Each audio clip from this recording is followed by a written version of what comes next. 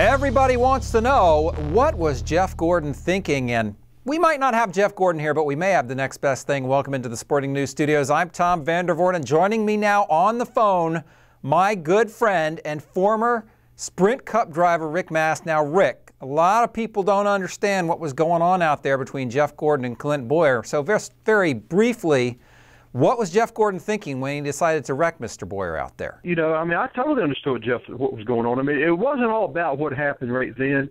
It's about what happened leading up to that. I mean, if you'll notice, if you look back, you never heard Jeff Gordon spouting off about taking care or Clint Bowyer picking on him or roughing him up or any of that, you know. And that's kind of the way it used to be done. If somebody messed with you, you didn't really go out to the press and the media and everybody talking about it. You just kept it to yourself.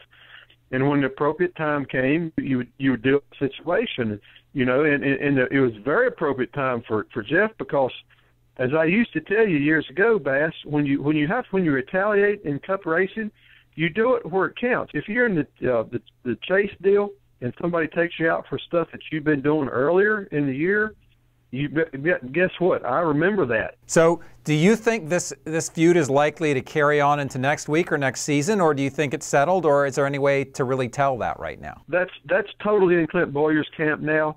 You know, I mean, I know Jeff Gordon well. I'm not condoning what he did, but I do 100% completely understand what he did. You know, you've been around as long as that guy has, and pretty respectful driver. And you know, if you take and take from a driver, you know, especially a good driver, it's going to get taken back to you, and that's what Jeff did. As far as Gordon's concerned, his payback's over. Picking on him and messing with him and wrecking him, whatever all's been going on to make Gordon do what he did. You know, it's in Gordon's mind, he's paid him back for messing with him.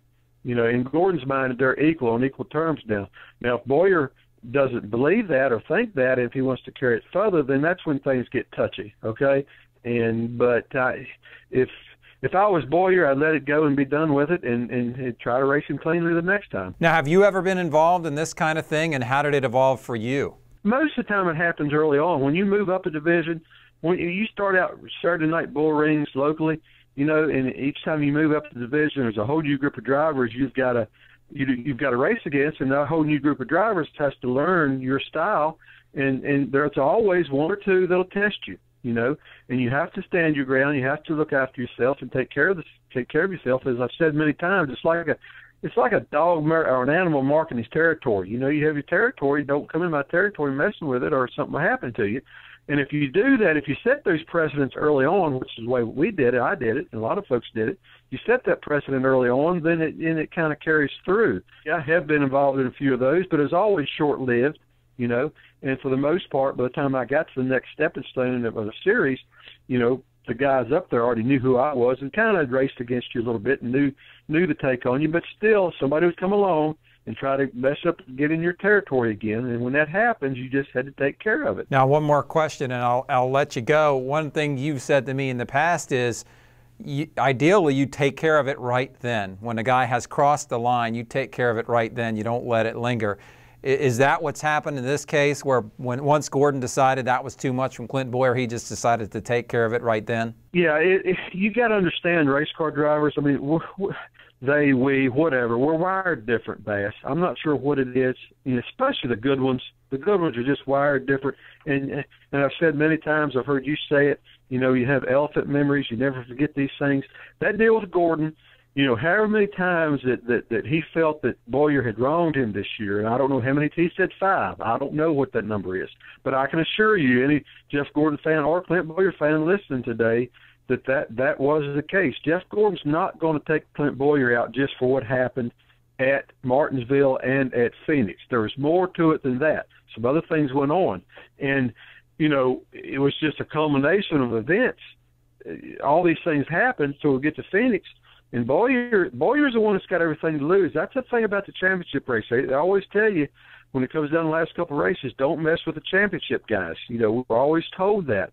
But by the same token, the championship guys, especially Earnhardt, we had this discussion too. Earnhardt knew knew if he had somebody that he felt like maybe was going to take a shot at him sometime, he knew to make sure he stayed clear of that guy, give him plenty of room, because he didn't want that guy retaliating on a points deal, at the end of the race. That's the point I think Clinton maybe missed out a little bit. He had to know that he'd been rubbing Gordon the wrong way.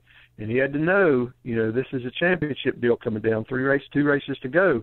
That guy there, I need to give Jeff Gordon plenty of room because I've kind of taken from him too much this year, and I don't need him to retaliate.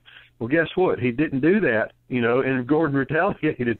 So, like I told you many times, Bass, you try to do this thing. If you're going to retaliate, you do it right then. You do it when it counts, because most of the time, if you wait, then it's more premeditated. This is more of a reaction instead of an action. I know that people are saying, because in the championship, the chase, taking a man out of the chase. Well, guess what? When you go to retaliate, that's what you do. You take it when it counts the most. So, everybody has to understand what really went on there. Absolutely. All right, Rick, that's a great explanation, man. I totally appreciate your time today. No problem, Bass.